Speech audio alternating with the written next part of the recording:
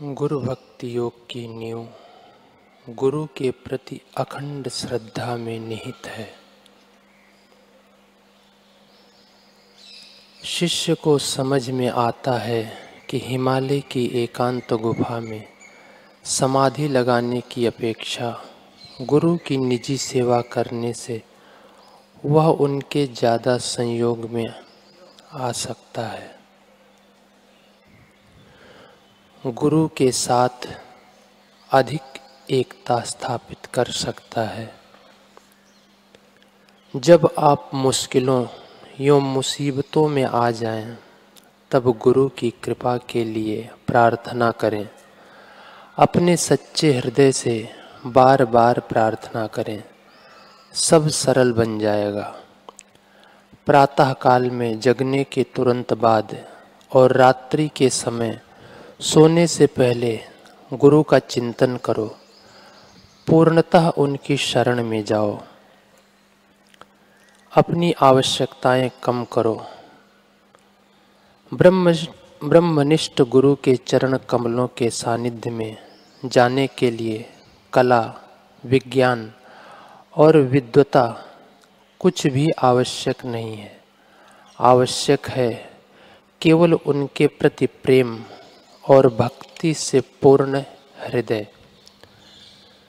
जो फल की अपेक्षा से रहित, केवल उनमें ही निरत रहने के संकल्प वाला होना चाहिए। केवल उनके ही कार्य में लगा हुआ, केवल उनके ही प्रेम में मग्न रहने वाला होना चाहिए। मानसिक शांति और आनंद गुरु को किए हुए आत्मसमर्पण का फल है।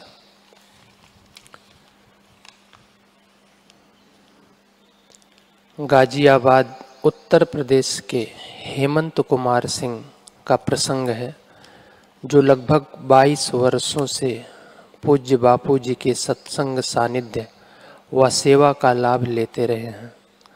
उनके बताए गए बापू जी के कुछ मधुर संस्मरण। कैसी आकर्षणीय शक्ति। हेमंत कुमार कहते हैं, मेरा जीवन परिवर्तन करने वाला 1999 का एक वृत्तांत है। उस समय मैं कॉलेज में पढ़ता था और दोस्तों के साथ घूमने फिरने में, समय गंवाने में मेरा मन बहुत ही चंचल व बहिर्मुख था। एक दिन मैं दोस्तों के साथ हंसी मजाक करते करते जा रहा था। तभी कॉलेज के बाहर मेरी नज़र एकाएक एक तस्वीर पड़ी। मुझे हुआ कि तस्वीर में से कोई मुझे डांट रहा है कि अपना समय व्यर्थ की बातों में मत गंवाओ, अनुशासन में रहो।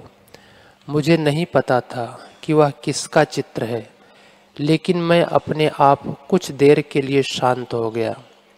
बहुत ही आकर्षक चित्र था वह। बाद में भी मुझे उस तस्वीर से ऐसी प्रेरणाएं मिली। एक दिन मैंने अपने एक सज्जन मित्र से पूछा कि इस होर्डिंग में किन महाराज जी की तस्वीर है। इसे देखकर लगता है कि जैसे कोई अभिभावक मुझे डांट रहा हो, मुझे रोक टोक रहा हो गलत मार्ग पर जाने से। उसने बताया कि ये आशाराम जी बापू हैं, संत हैं, सत्संग करते हैं। तू पूजा पाठ करता है, भगवान को मानता है, इसलिए यह तेरे लिए आध्यात्मिक संकेत है। कुछ दिनों बाद दिल्ली में इनका सत्संग है, तेरे को वहाँ दर्शन करने जाना चाहिए। मेरे परिवार में सभी लोग धार्मिक थे, तो मेरे अंदर भी भक्ति के कुछ संस्कार थे। मुझे उसकी बात जच गई। हालांकि किसी कारणवश मैं उस समय सत्संग में नहीं जा पाया, लेकिन उस तस्वीर में ऐसी आकर्षणीय शक्ति थी कि जब भी मैं देखता तो होता था कि मैं इनके दर्शन करने जाऊंगा। जुलाई 2000 में मुझे पता चला कि रोहिणी दिल्ली में बापूजी का सत्संग है। सत्संग की जगह पर पहुंचा तो वहां भी गेट पर वही तस्वीर थी। उसे देखते ही पूरे शरीर में कंपन चालू हो गया और आनंद आने लगा। ऐसा लगा कि कोई मेरे को अपनी ओर खींच रहा है। मन में हुआ कि जिनके चित्र में ऐसा सामर्थ्य है, उनको प्रत्यक्ष देखूंगा तब कैसा लगेगा। इसी जिज्ञासा से मैं अंदर गया तो देखा कि यहाँ तो लाखों लोग हैं। वहाँ गुरु पूर्णिमा का कार्यक्रम था। लोग एक दूसरे को हरिओम हरिओम करके बुला रहे थे। चारों ओर बस भगवान के नाम का गुंजन हो रहा था। मैंने ऐसा पहली बार देखा था। थोड़ा आगे गया तो देखा कि सब लोग पंडाल में बापूजी को दंडवत प्रणाम कर रहे हैं। मुझे लगा कि यहाँ ऐसी प्रथा होगी, तो मैंने भी दूर से ही दर्शन किए और दंडवत करके लेट गया।